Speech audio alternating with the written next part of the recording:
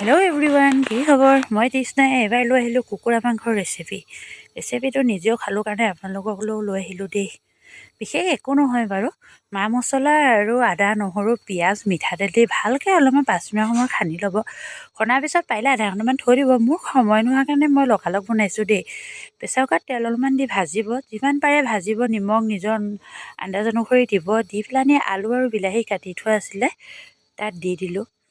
দিয়াৰ পিছত অলপমান সময় আকৌ ভাজিলোঁ দেই, নিজৰ আন্দাজ অনুসৰি ভাজিলোঁ আৰু অলপমান সময় ভজাৰ পিছত প্ৰেছাৰ কুকাৰ ঢাকনখন মাৰি দিলোঁ। চিটিটো নলগোৱাকৈ কমচে কম 15 মিনিটমান গেছটো কমাই পেলানি ৰাখি দিব।